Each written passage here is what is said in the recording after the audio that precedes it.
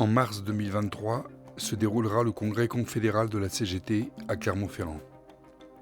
Un congrès est extrêmement important car il donne la feuille de route des 3 années à venir pour tous les syndicats de notre organisation.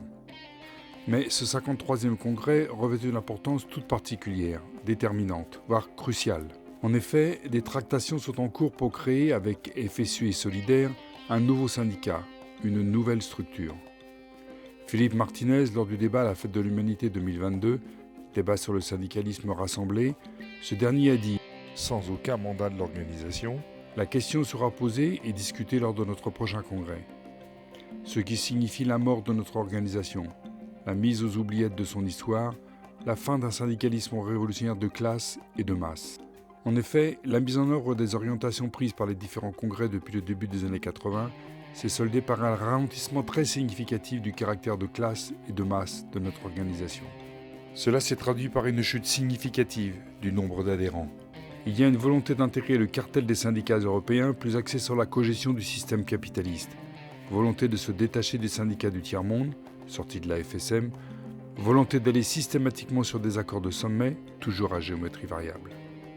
Il y a volonté d'adapter le salariat aux exigences patronales face aux évolutions des industries et des technologies, volonté de participer en tant que partenaires sociaux aux débats et rencontres, s'associer aux groupes de pressions environnementaux, écologiques, humanitaires. Philippe Martinez, toujours sans mandat, n'a-t-il pas désigné Marie Buisson pour lui succéder? Marie Buisson est secrétaire générale de la FERC-CGT et animatrice du collectif Plus Jamais Ça.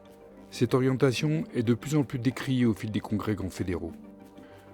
Tout juste 60% des mandats pour approuver la ligne lors du 52e congrès à Dijon, alors que c'était 95% il y a plus de 30 ans. Le réformisme à la CGT, ça passe mal. Les effectifs de la CGT sont à peu près stables depuis 30 ans. La stratégie mise en place à la même époque n'a pas donné de résultats sur le renforcement. L'évolution des votes aux congrès confédéraux démontre l'implication de plus en plus grande des adhérents dans les décisions des congrès. Cette progression dans la prise en compte de la vie de toutes et tous est parallèle à une opposition grandissante à ce qu'il faut bien appeler une dérive réformiste d'accompagnement et de renoncement. Il est temps aujourd'hui de faire objectivement le bilan de 30 ans de cette stratégie et d'en tirer les enseignements, les conséquences, pour changer de cap, pour remettre en scène un syndicalisme à la hauteur des enjeux et des attaques portées par le capital sur le monde du travail. Les militants que nous sommes exigent que le débat du bilan soit réellement appréhendé par toute la CGT. Nous voulons par ce film apporter notre contribution sur ce bilan. Nous demandons aussi publiquement à ce que ce bilan soit débattu au Congrès confédéral pour mieux orienter nos décisions. Cela suppose de ne pas débattre uniquement que sur les 4 dernières années. Dans ce film, nous dresserons dans un premier temps un portrait synthétique de la situation économique de notre pays, puis celui de la situation sociale, avant de débattre avec des militants plus anciens, mais aussi de plus jeunes, sur le bilan qu'ils dressent de ces 3 décennies et comment ils voient la CGT. Le capitalisme, le système dans lequel nous évoluons, est un système qui est, depuis son origine, prédateur, consommateur sans vergogne de ressources naturelles et d'énergie humaine.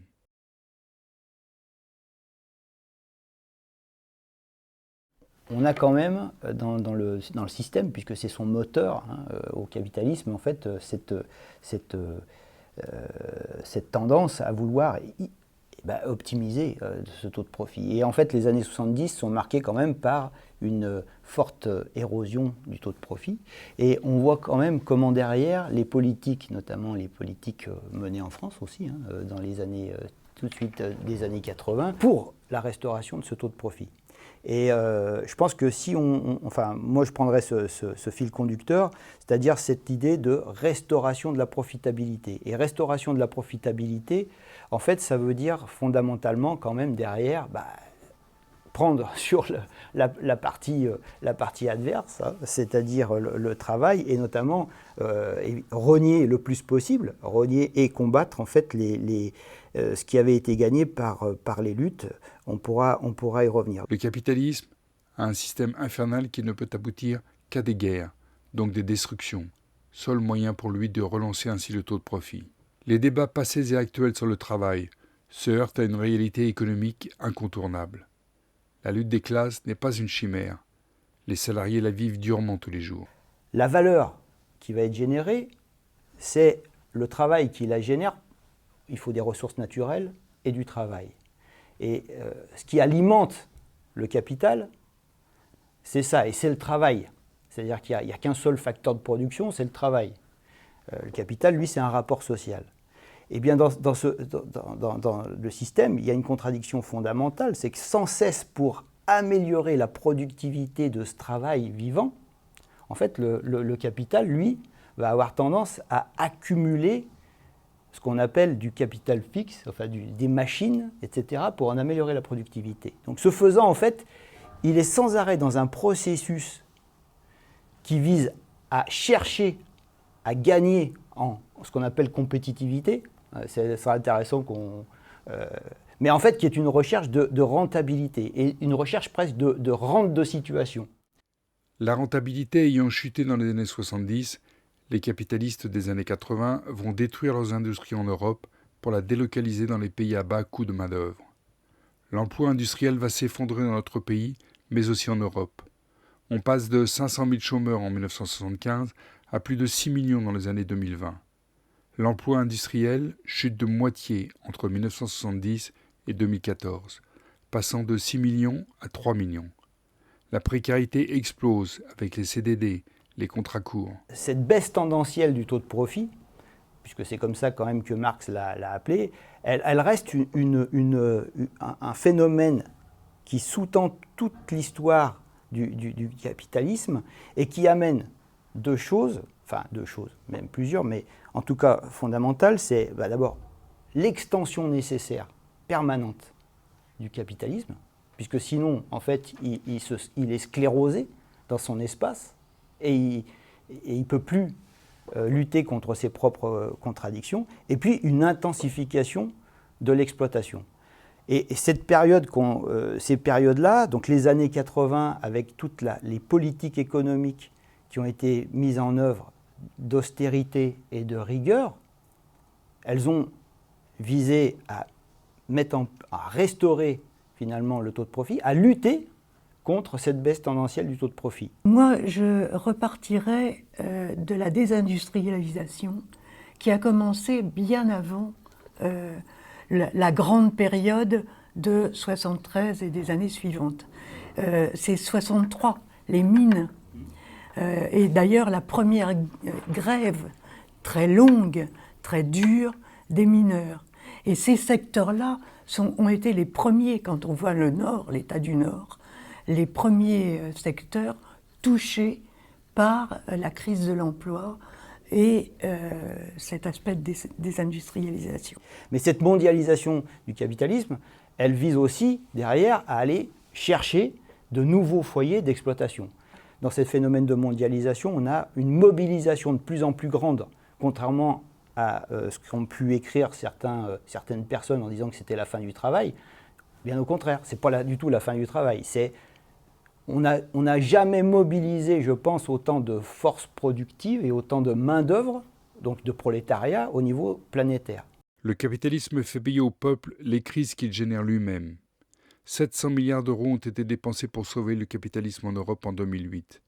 Depuis, les peuples subissent un appauvrissement accéléré en payant l'addition. On l'a bien vu avec la période récente. L'État qui est vraiment l'État construit pour justement être au service d'eux, et par exemple les institutions financières, les banques centrales. Sans les injections monétaires et les rachats de dettes, etc., des banques centrales, par exemple, aujourd'hui, le système, il se serait cassé la gueule. En 1968, que l'on considère nous-mêmes comme un mouvement social de grande ampleur, les salariés ont simplement récupéré les pertes passées et accumulées lors des 30 Glorieuses. Car ces 30 Glorieuses ne l'ont pas été pour les salariés, bien le contraire. Mais 68, en fait, quand on regarde bien, quand même, il y avait une revendication que la CGT a portée toutes les années précédentes, qui était non à la réforme de la Sécu. Et en 68, on n'a rien obtenu là-dessus. Alors certes, il y a eu une augmentation des salaires qui a permis que la classe ouvrière soit en mesure de faire face à l'ordinaire, ce qu'elle ne pouvait pas faire précédemment, alors qu'on parle de 30 glorieuses. Hein. Donc elle a été à partir de 68 en mesure de faire face, mais seulement à l'ordinaire. L'endettement a augmenté, de ces catégories, l'endettement a augmenté, et l'endettement, la plupart du temps, pour acheter non pas du neuf, mais du déjà utilisé, de l'occasion. Depuis la politique de rigueur mise en place par le Parti socialiste en 1983 et les gouvernements successifs, les gains apparents de 1968 ont vite été perdus et notre peuple a commencé lentement, mais sûrement, de s'enfoncer dans la misère. La conséquence de cette politique socialiste, c'est le chômage des jeunes particulièrement qui a explosé en étant multiplié par 4, la précarité qui a réduit les salariés à un état de très grande dépendance et de fragilité face à la vie. Les précaires et les sous-traitants dans nos entreprises sont en première ligne. L'ubérisation est le stade suivant encore plus sauvage. La classe ouvrière, elle s'est transformée. Elle n'a pas disparu, elle s'est transformée. Et je pense qu'il faudrait aujourd'hui travailler beaucoup sur les entreprises de services. Parce que ce sont des entreprises où le droit n'entre pas. Le syndicalisme n'entre pas. Et la main-d'œuvre est non seulement exploitée, mais elle est surexploitée. Et moi, je pense que dans le salariat actuel, toutes les entreprises, mais le ménage, mais pas seulement, qui sont sous-traitantes en réalité, posent problème et demandent que la CGT s'en préoccupe de façon prioritaire. Une orientation prioritaire, forte, sur le renforcement des UL doit être prise au Congrès. Il faut que nos syndicats investissent massivement les unions locales, plutôt que d'aller dans des comités régionaux trop éloignés des préoccupations des salariés. Depuis 2008, à part la fraction infime des 1% de ménages les plus riches, toutes les couches de la population, y compris les ménages aisés, ont perdu du pouvoir d'achat. Les pertes de pouvoir vivre dignement s'accumulent. La situation est catastrophique pour le monde des salariés. Il nous faut une CGT à la hauteur des enjeux. Ce qui est certain, c'est que la CGT n'est plus en mesure aujourd'hui de jouer le rôle social et politique qui a été le sien il y a bien des années. Ce qui s'est cristallisé autour de ce glissement vers un syndicalisme plus en conformité avec le type et le modèle de syndicalisme que l'on a en Europe, ça remonte quand même, je pense, à la fin des années 70, au congrès de Grenoble, où je serais tenté de dire que le courant de lutte de classe était, à cette époque, suffisamment majoritaire pour que la CGT reste bien sur des rails de lutte, de lutte de classe. Et donc on a assisté à une évolution qui a conduit, je dirais, de réalisme en pragmatisme à finalement conduire la direction de la CGT dans le milieu des années 90 à faire le choix d'une réorientation stratégique en quelque sorte. Il y a eu un recentrage de la CGT. On parle du recentrage de la CFDT et d'autres organisations. Il y a eu le nôtre. Après la CFDT, les autres confédérations, et plus spécialement la CGT, a connu elle-même son propre recentrage, avec toute une série d'évolutions qui marquent cette période, hein, depuis les années 80, le milieu des années 90, et qu'on peut faire aller globalement jusqu'à aujourd'hui. Quelle forme prend le recentrage de la CGT ? Alors, il prend, à mon sens, d'abord la forme inévitable de la dépolitisation. Pour une CGT qui veut ou qui prétend rompre son isolement par des formes d'association, de rapprochement organique, enfin pas organique, mais de direction, pardon, des rapprochements confédéraux avec la CFDT, il fallait forcément se débarrasser de cette culture politique qui était celle de la CGT. La CGIL è un sindacato da 5 milioni di iscritti in Italia, la metà sono pensionati, però comunque è un'organizzazione grande che ha determinato, però ha rinunciato a svolgere la propria funzione di sindacato che difende i diritti dei lavoratori, ha accompagnato tutti i processi di modifica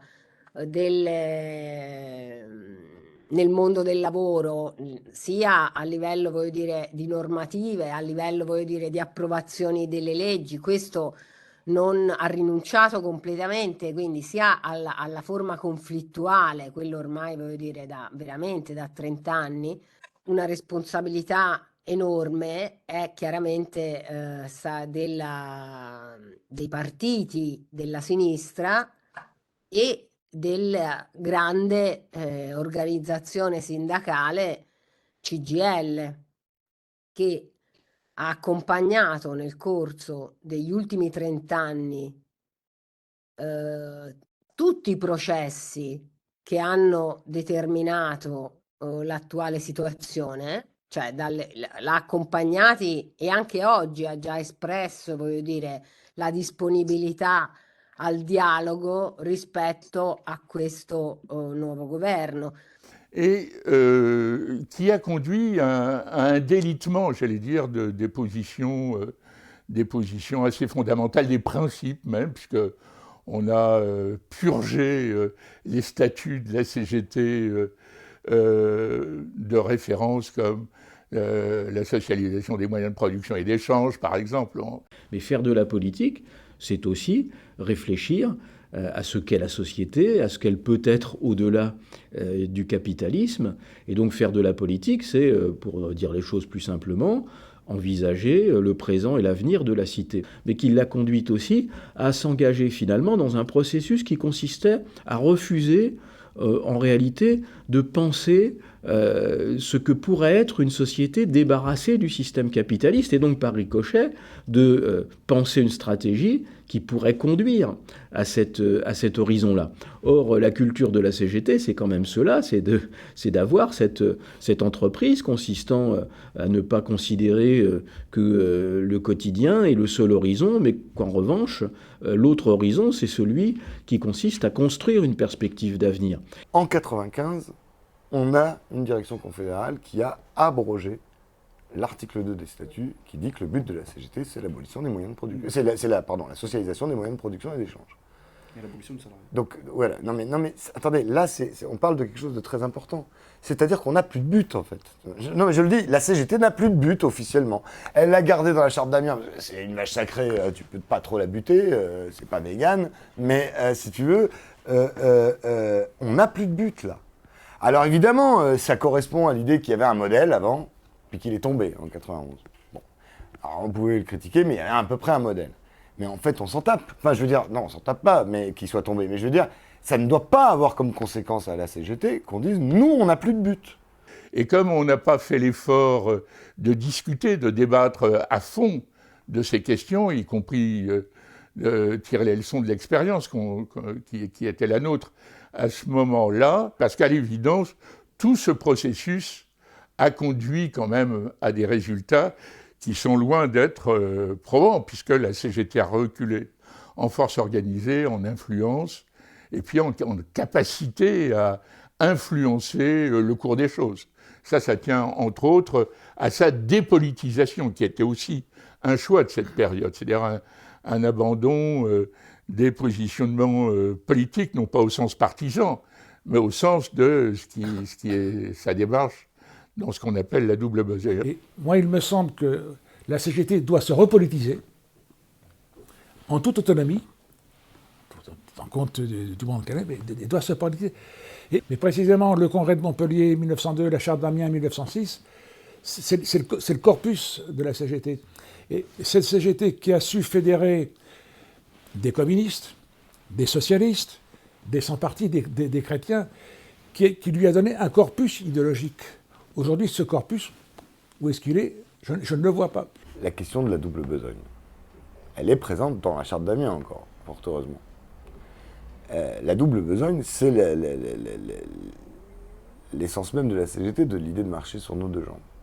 À la fois la défense immédiate des intérêts matériels et moraux des salariés, passés, présents et à venir, y compris des générations pas encore nées, on pense à eux, mais aussi la transformation révolutionnaire de la société. Et avec l'idée de mettre à bas l'exploitation et l'oppression. C'est repris en toutes lettres dans la Charte d'Amiens. Nous, on est hyper attachés à ça. On déplore d'avoir l'impression que la direction confédérale l'est mise au banc ou au rang de relique de musée. Un des grands enjeux de ce congrès, du prochain congrès confédéral, ça sera notre capacité à maintenir l'unité de la CGT. Et c'est ça le triptyque aujourd'hui de la Confédération. Et qui en plus les emmène à faire des manœuvres dans le prochain congrès, etc., pour justement contrer cette poussée révolutionnaire. Et ça a toujours été le cas dans la CGT depuis sa naissance. On l'a vu avec Léon Jouot à la scission, les 2 scissions qu'il y a eu dans l'entre-deux-guerres, où justement il y a toujours eu ces manœuvres, etc., pour mettre sur la touche tous les éléments qui mettraient dans un objectif politique profond celui de changer la société, de renverser la table, etc., pour leur barrer la route. Ça a toujours été le cas. Sommes-nous toujours un syndicalisme de classe et de masse, ou sommes-nous devenus un syndicalisme d'accompagnement? Quelle conception on a de la Confédération aujourd'hui dans un monde qui bouge? Et je ne jette pas la pierre à qui que ce soit. On a besoin d'avoir des débats de fond entre nous.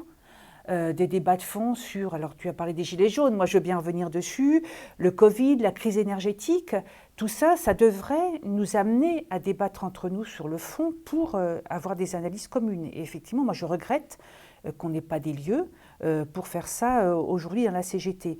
Par exemple, il y a une caractéristique qui est absolument incontestable, c'est que c'est la professionnalisation. Je ne parle même pas de la bureaucratisation, mais je parle de la professionnalisation, de l'institutionnalisation du syndicalisme en général, mais dont évidemment on a un exemple à travers la CGT. Bon. De plus en plus de conseillers confédéraux. Alors, tu ne sais pas qui ils sont, d'où ils sortent, quel est leur mandat exact, etc. À pointer, machin et tout ça. Des UR qui deviennent, alors qu'elles ne sont pas vraiment statutaires, tout ça, qui deviennent complètement décisionnelles, etc., etc. Et des UD, et surtout des UL qui n'ont plus de moyens, qu'on lâche complètement, alors qu'on sait qu'il faut mettre 100 balles sur le maillage territorial. Une structuration qu'on veut casser de plus en plus. Le syndicat de site, il faut maintenant faire des syndicats départementaux, voire régionaux, voire nationaux, etc. Donc on s'éloigne de la proximité, etc. Une idée d'institutionnalisation. C'est pas pour rien d'ailleurs que l'impétrant, enfin le secrétaire général de la Confédération d'avant, Philippe Martinez, quelqu'un qui vient du Césaire, enfin, du Conseil économique, social et environnemental. Enfin, des gens qui sortent de nulle part. Enfin, pour nous, dans les luttes, tu vois, Bernard Thibault, on peut être d'accord ou pas, tu vois, avec son bilan, ses idées, mais il est né de la lutte, quoi, du ventre de la lutte, 95, etc. Enfin, bon, voilà. Donc là, c'est de plus en plus inquiétant. Et on l'a dit avec, que ce soit le collectif Plus Jamais Ça, mais il y a aussi le territoire zéro chômeur, mais il y a aussi le truc du plan de relance. Enfin, on le voit complètement. Il y a ce côté bateau ivre et d'une espèce de dérive qui a l'air de s'accélérer dans l'institutionnalisation, etc.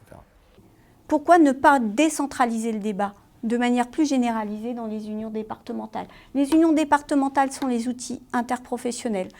Et non, au lieu de ça, c'est ce que tu disais tout à l'heure, on est en train de réfléchir à si on n'allait pas avoir 13 grosses régions, les comités régionaux qui ont été reportés. Eh bien oui, allons-y, une CGT avec 13 grands préfets qui vont expliquer à nos unions départementales comment elles doivent penser, comment elles doivent réfléchir. Et à côté de ça, pour se donner bonne conscience, on fait une petite séance pour réfléchir aux outils que sont nos unions départementales, les unions locales. Le 11 et le 12 octobre, il y a les assises des unions locales. Elles sont déjà toutes programmées. Il n'y a pas de la place de débat, hein, c'est des tables rondes. Bon, bah ok, une fois qu'on a décidé, et à la fois du contenu, et à la fois de la forme, c'est clé en main. Vous venez vous asseoir, vous venez débattre, on a des choses à vous dire, et vous n'avez pas la prise de parole. Aujourd'hui, je pense qu'effectivement, il y a beaucoup de luttes quand même dans le pays. Les fédérations ont des luttes, et je vais revenir un peu dessus sur entre autres l'exemple de l'énergie, mais ce qui nous manque, c'est le confédéralisme. C'est-à-dire qu'aujourd'hui, On a l'impression que chaque fédération fait le travail, entre guillemets, mais qu'on n'a pas de confédéralisation. C'est-à-dire, alors moi je vais le dire de façon peut-être un peu raccourcie, un peu crue, mais la confédé, elle ne sert à rien aujourd'hui dans les luttes aux fédérations. Et c'est un vrai problème, parce qu'on a besoin justement aujourd'hui d'arriver à confédéraliser toutes ces luttes. Mais en dehors de ça, sur la forme encore, déjà, c'est des décisions extrêmement lourdes et engageantes qui sont prises dans un déni de démocratie. C'est-à-dire absolument pas de débat au CCN, très très peu de débats, une validation, on va dire, dans une CEC, et dans lequel les fédérations concernées et les syndicats concernés ne sont absolument pas concertés. À un moment donné, c'est l'inverse de notre logique fédéraliste, qui est de dire quand même ça part de la base vers le sommet, les gars. Hein. Alors, si les gens veulent que ça parte du sommet vers la base, il faut qu'ils aillent à la CFDT, ils seront très bien reçus. Moi, j'en ai un peu assez, effectivement, de lire le peuple. Alors, j'ai rien contre la personne qui retranscrit le peuple, hein, qu'on soit clair. Mais enfin, de ces grandes déclarations diloquentes où quand tu le lis, tu te dis « Ah, on en est arrivé là, bah, tu le fermes. Hein, » Et puis finalement, ton tract interprofessionnel, et des fois, ou professionnel, il est plus utile pour aller discuter avec les salariés. En tout cas, aujourd'hui, l'organe du CCN, qui est le peuple, ne m'aide pas dans mon activité quotidienne. En tout cas, pas tel que moi je conçois la CGT. Alors la question qui se pose à la CGT, notamment, puisqu'elle se réfère à la lutte des classes, c'est bien de sa capacité, non seulement à tenir compte de la réalité des luttes de classe, c'est-à-dire des contradictions, notamment de la contradiction capital-travail, mais surtout de sa capacité à conduire avec une stratégie la lutte de classe vis-à-vis de l'adversaire qui est le nôtre, c'est-à-dire le capital. Voilà. Or, c'est là, justement, où il y a défaillance. De quelle CGT nous avons besoin aujourd'hui pour mener la lutte des classes, dans un contexte qui est caractérisé par ce qu'on sait, c'est-à-dire la crise systémique, le contexte international avec les tensions, la conflictualité que l'on sait, pas seulement en Europe, mais dans d'autres régions du monde, comme en Asie, etc. Bon, voilà, comment on est capable de se hisser à la hauteur de ces exigences qui sont aujourd'hui totalement inédites. J'ai commencé à militer dans une boîte où je suis toujours, qui s'appelle Toré, dans lequel effectivement il y avait déjà un syndicat CGT avec une équipe vieillissante, on va dire. Et c'est vrai que j'ai fait partie d'une vague d'embauche de gens qui étaient jeunes à l'époque, et avec lequel on a repris les rênes du syndicat dans la boîte. On était sur un syndicat CGT qui était dans le dialogue social, dans le compromis avec la direction, qui n'était pas dans l'initiative du mouvement des salariés, etc. Chose qu'on a changé avec ces jeunes à partir de 2012-2013, et que ça a payé, ça a payé en termes de salaire, ça a payé en termes de syndicalisation, ça a payé aussi en termes de conditions de travail, puisqu'on a mené entre 2013 et 2016 déjà environ 2 grèves par an sur les conditions de travail, le temps de travail ou les salaires. Et ça a fait naître, cette culture de la lutte dans la boîte, qui s'est même développée en dehors de la CGT. C'est-à-dire que c'est devenu quelque chose d'habituel. À partir du moment où on a semé ce mode de bataille, les gens, après, instinctivement, avaient ce réflexe de vouloir se mettre en grève quand il y a quelque chose qui n'allait pas, quoi. Donc ça, c'est vrai que c'est quelque chose qu'on a réussi à gagner dans l'esprit, dans la boîte, quoi, chez les gens, chez les camarades de l'usine. Sur les gilets jaunes, moi je crois qu'effectivement on a loupé un coche. C'est-à-dire qu'au départ on s'est fait surprendre, comme d'autres d'ailleurs, par ce mouvement, qui était quand même assez spontané, qui a été hétéroclite avec tout ce qu'on a pu, tout ce qui pouvait quand même recouvrir aussi à un moment donné. Mais que, en fin de compte, les gens, ils défendaient des positions, les revendications de la CGT. C'est-à-dire que c'était le pouvoir d'achat, c'était les moyens de se déplacer, les moyens de se chauffer, les salaires, les moyens de vivre. Et d'ailleurs, ils ont reconstruit quand même une solidarité sur les ronds-points. Et là, la CGT avait toute sa place. C'était vraiment la CGT. Et je pense que là, très franchement, oui, on a loupé un coche parce qu'on n'a pas analysé collectivement ce qui est en train de se passer. Donc la question effectivement des inégalités, les Gilets jaunes exprimaient aussi ça, l'accès aux inégalités, l'accès aux services publics, l'accès au transport, l'accès aussi aux soins, sont des choses qui auraient dû nous alerter sur une dégradation de toute façon majeure du maillage entre le rural et l'urbain. Cette façon on a tout dans les grandes agglomérations, les super mégalopoles, et puis finalement on a complètement déserté les zones rurales et on n'y aurait peut-être pas eu notre place. C'est un peu ce que moi j'ai entendu sur l'aspect des Gilets jaunes. En tout cas, sur les ronds-points des Gilets jaunes, y compris dans des grands départements comme le nôtre, moi je suis du Val-de-Marne, ce que disaient les personnes sur les ronds-points, c'est que les salaires étaient trop bas, que la vie était trop chère, que l'accès aux services publics était complètement dévoyé, que tout se faisait de manière numérique, alors qu'il y a une fracture numérique auquel la CGT, elle devrait pouvoir répondre. C'est des choses qu'on porte, et donc on est passé à côté de ce débat-là. Mais en même temps, la situation des Gilets jaunes, ce mouvement-là a fracturé aussi la CGT. C'est-à-dire que c'est un peu comme le débat qu'on a eu. Alors on a eu le débat sur les Gilets jaunes, mais on a eu le débat sur les vaccins. C'est quand on est dans une organisation qui est plus capable de débattre, de s'entendre, de prendre des décisions collectivement, on reste sclérosé chacun dans ses positions et on n'avance pas et on est incapable de se sortir finalement d'une situation où on pourrait progresser ensemble, mais apporter des réponses à une partie des salariés. Les Gilets jaunes, on avait tous les éléments pour comprendre ce qui se passait. Ça fait des années que la CGT, elle se bat contre la désindustrialisation du pays. On dit qu'un pays qui n'a pas d'industrie, c'est un pays qui n'a pas d'avenir, qu'on ne redressera pas l'économie si on ne redresse pas l'industrie. La France s'est désindustrialisée de manière effrayante. On a divisé par 2 le poids de l'industrie dans le PIB. Or, les Gilets jaunes, ça a été analysé, c'est le résultat, la racine, c'est la désindustrialisation du pays. Qui part des Ardennes et qui va en diagonale, c'est la diagonale du vide, là, comme ils appellent. Il n'y a plus d'industrie. Les services publics s'en vont aussi. Les gens, il faut qu'ils prennent leur bagnole pour aller faire des kilomètres pour travailler ou pour avoir un service public, autre chose. Et bien, dès que l'essence, elle augmente, ça explose. Donc voilà, en plus, on avait tous les éléments d'analyse de cette crise. Et je pense qu'on en aurait vraiment pu. Cette incompréhension du mouvement des Gilets jaunes, ça creuse encore un peu plus, je pense, la prise de distance qu'il peut y avoir entre les milieux populaires, la capacité à organiser justement des travailleurs qui sont des travailleurs aujourd'hui inorganisés, parce que qu'est-ce que c'est que les Gilets jaunes ? Ce sont des travailleurs de très petites entreprises ou de PME, c'est des auto-entrepreneurs, mais des auto-entrepreneurs, c'est des travailleurs dont on sait très bien que la plupart du temps d'ailleurs, c'est des salariés déguisés et surexploités. Il y a toute une population comme ça qui n'a plus confiance.